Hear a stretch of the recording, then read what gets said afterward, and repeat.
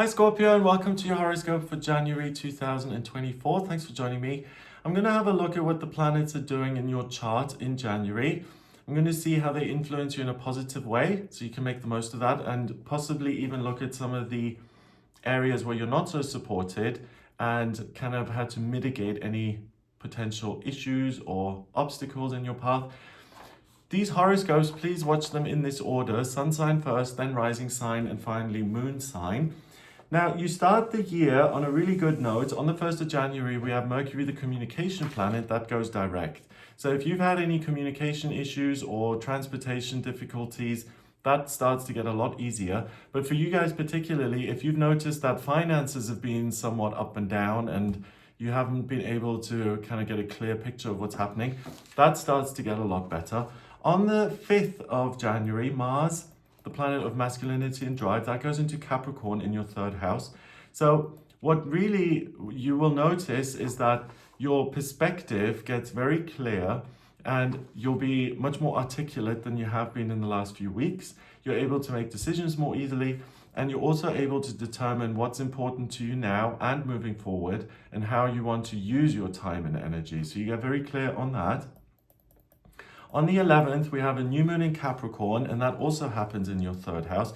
The new moon is when the moon goes pitch black and it pulls a lot of energy in order to start its next 28-day cycle.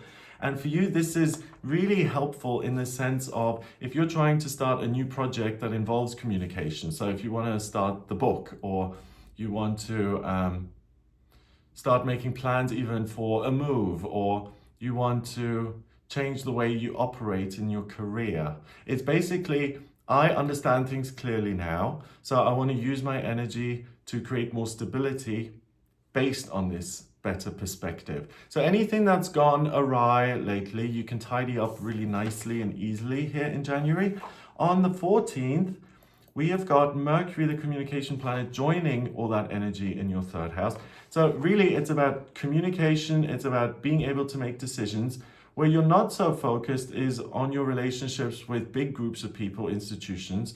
You're also not that focused or interested or supported, basically, when it comes to your career, especially your existing career. And the self isn't under a microscope. What you're looking at is making changes within your area, so to speak. So existing things and tweaking them, tidying up the past or miscommunications. You're focused on your relationships with friends, colleagues, loved ones, and later on in the month, even family members. But really the focus is more on how do I see the world and how does that relate to the people I interact with. You're not really so interested in things that are beyond your remit. You know, like if you started the job 5 years ago and not much is changing, then you're just going to assume that's ticking along nicely. So make sure you just kind of pay attention to that, because your areas of interest are going to be elsewhere. On the 21st of January, we have Pluto, the planet of transformation and change, that goes into Aquarius.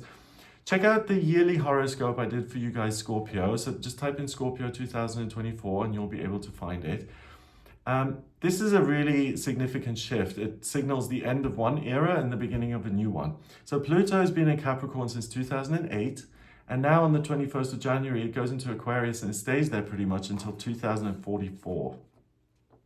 So it is the start of this Aquarian era, and in your case it moves into your fourth house of your roots, what you really rely on, the people who are nearest and dearest to you, and what you call home as such. So Pluto is there on the 21st of January. The sun also moves into Aquarius. The sun is your identity, what makes you feel empowered. So you become very interested now in helping people you care about and helping people you love, and using this great perspective you have on things, and to extend that to others, to support them. At the same time, you've got Uranus, the planet of the miraculous and unexpected, and Jupiter in your seventh. So you can really do a lot of good in your relationships.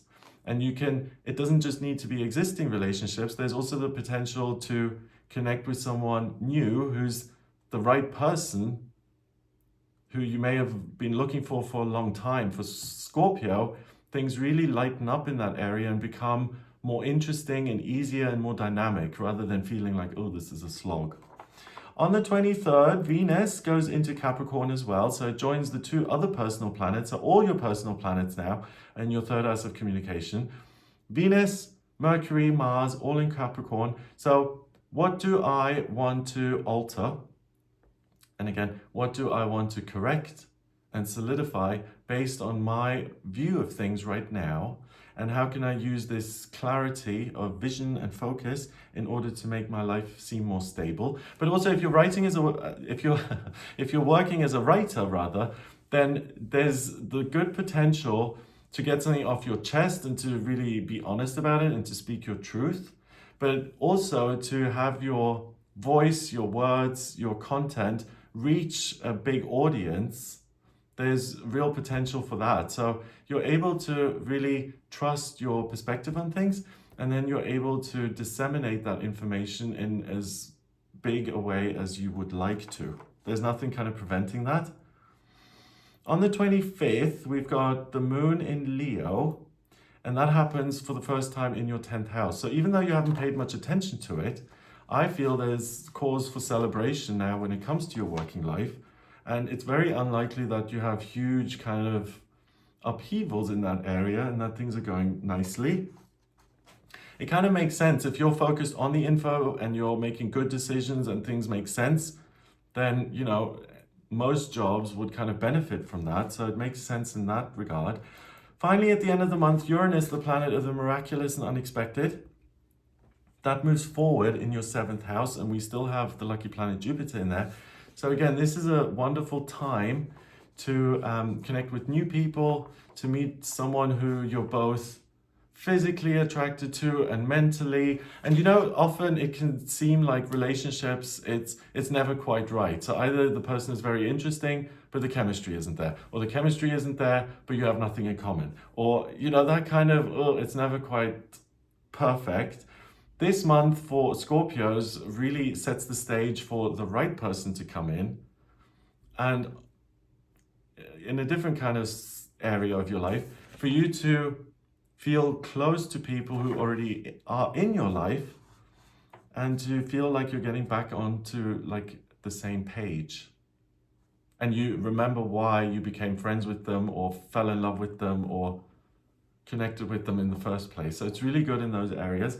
I hope you have a great month here in January. If you would like a personal reading with me, please get in touch via my website, gregoryscott.com. On the front page, click on book your reading to audio reading with me. To draw up your birth chart, I need your place of birth, date of birth, and time of birth. If you don't have the time of birth, then please order a chart rectification with me. That's a process where I work out your time of birth. And once I have that, then I can draw up your chart, which is a snapshot of the sky at the moment you were born. And I can answer specifics about who you are, what's coming up in future, locations. I use astrocartography for that. So if you're interested in any kind of changes coming up or discovering more about yourself, then please do get in touch for a personal reading. Check out some of my other videos. Have a wonderful month, and I'll speak to you soon.